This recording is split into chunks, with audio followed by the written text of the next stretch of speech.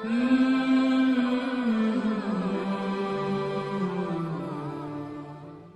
اللہ والصلاۃ والسلام علی رسول اللہ وبعد۔ پیارے بھائیوں اور دینی بہنوں، السلام علیکم ورحمۃ اللہ وبرکاتہ۔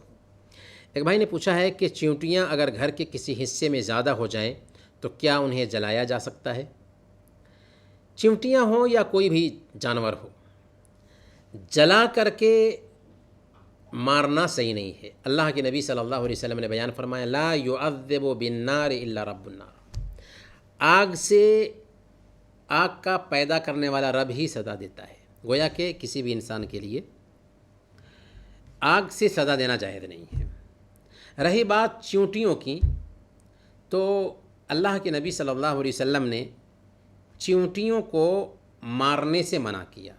اللہ کے نبی صلی اللہ علیہ وسلم نے 4 چیزوں کو مارنے سے منع کیا۔ اس میں سے آپ نے ذکر کیا النمل والنحل والہدہد والسرد، چیونٹی، شہد کی مکھی، ہدہد اور لٹورا، ان کو مارنا منع ہے۔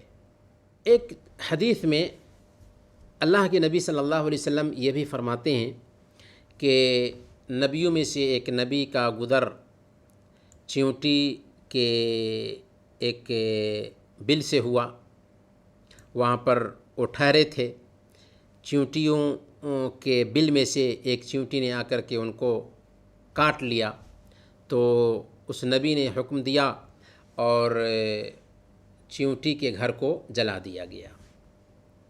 تو اللہ رب العالمین نے اس نبی کو وحی بھیجی، حل نمل واحدہ، اگر ایک چیونٹی نے آپ کو کاٹا تھا تو ایک چیونٹی کو ہی آپ نے سزا کیوں نہیں دی، سارے چیونٹیوں کو سزا کیوں دیا؟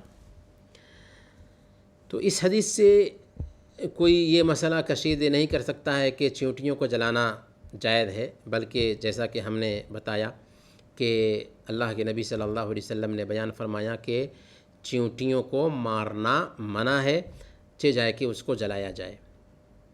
اس ناحیہ سے اگر چیونٹیاں ہمارے گھر میں ہو جاتی ہیں تو ان کو کسی بھی طریقے سے نکال کر کے باہر کیا جا سکتا ہے، لیکن ان کو ہم مار نہیں سکتے۔